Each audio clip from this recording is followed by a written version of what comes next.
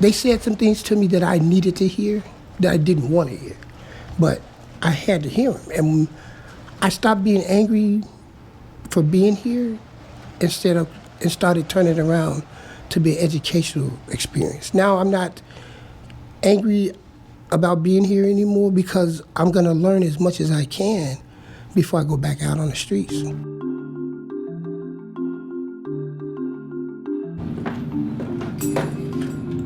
My name is Brother Shane Price.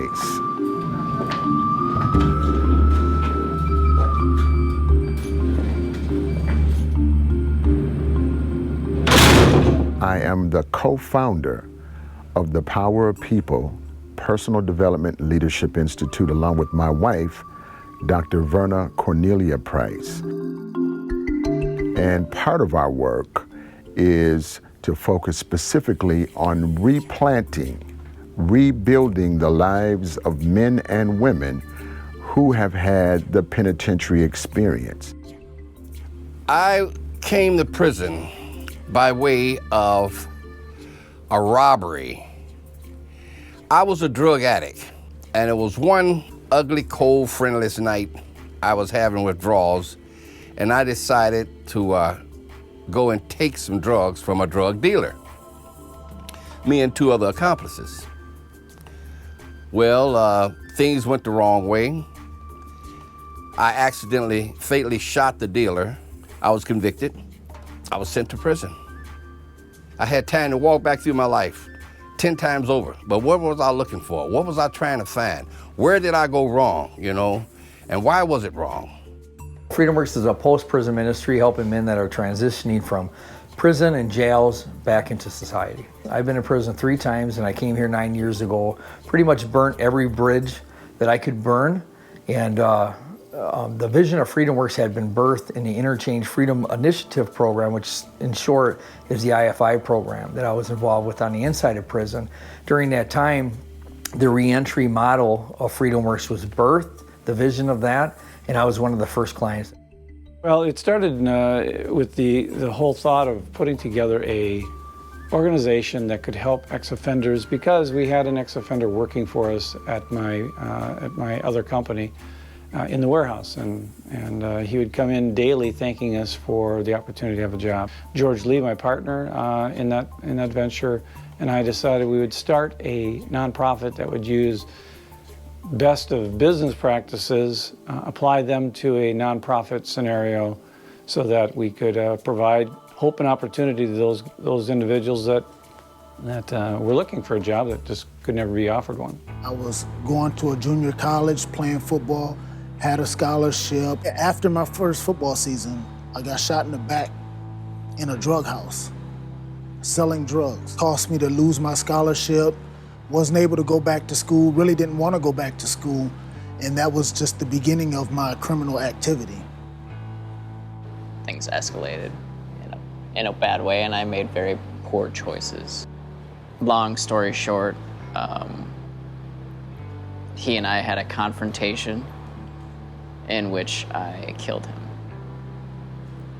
And I spent 17 years in prison as a result. There's not a day that goes by I don't think about his family and his friends and how much I've hurt him.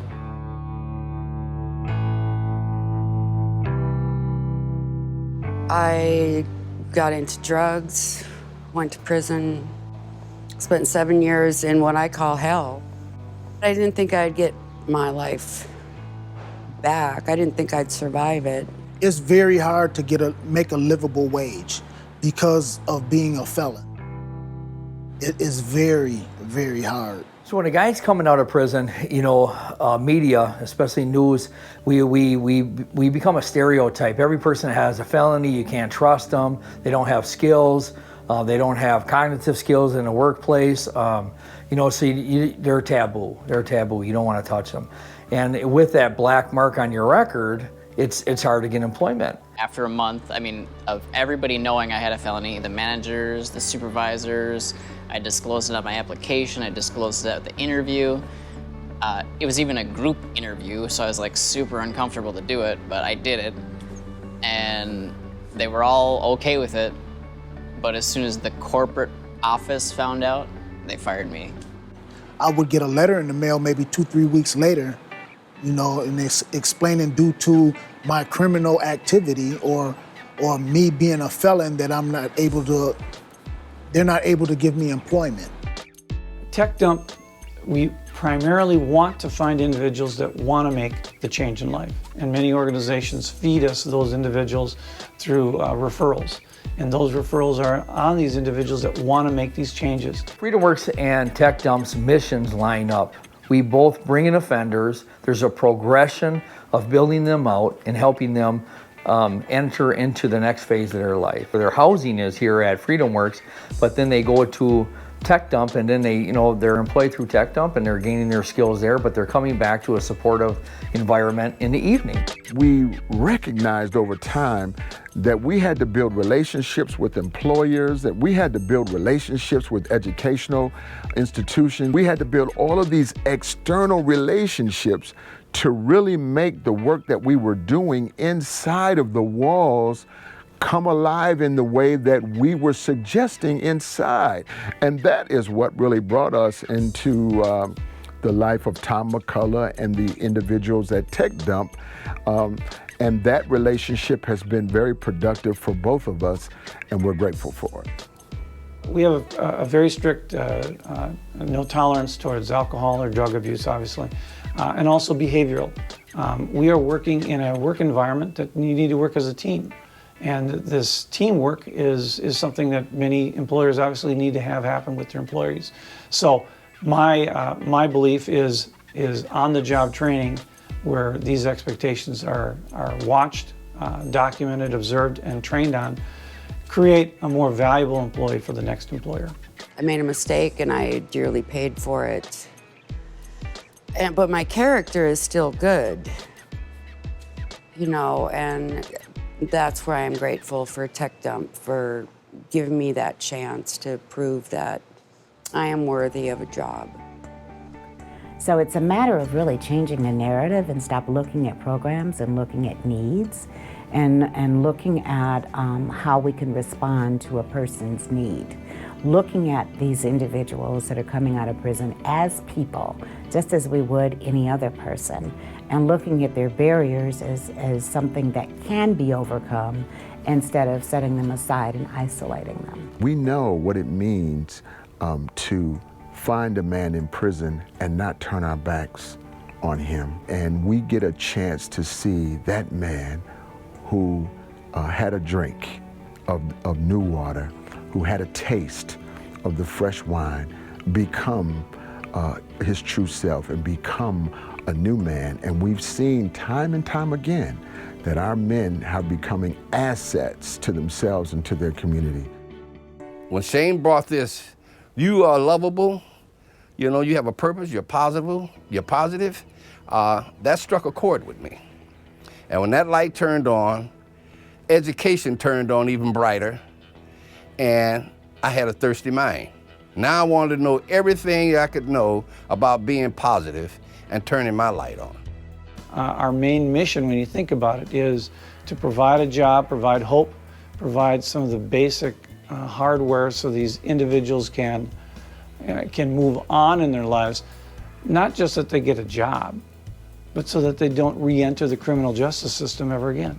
That's the mission. Will everybody get it right? No. But I just think about, let's say nobody gave me a second chance. You know, would I've been able to help the people that I've helped in recovery?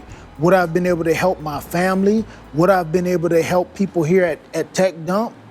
I'm extremely thankful to Tech Dump. I'm thankful to an extent that I love the idea of this place. I am forever grateful.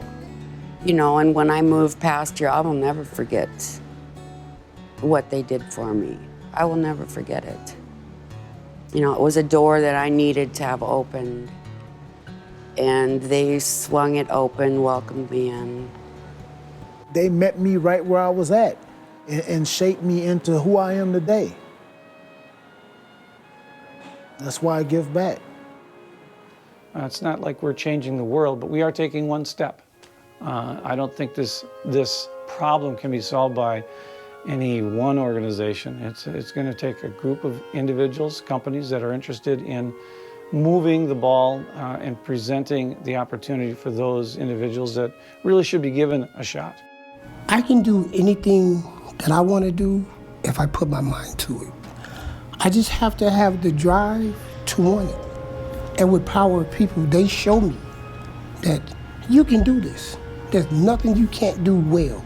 It's a part of the DOC's mission to reduce recidivism and change offender behavior.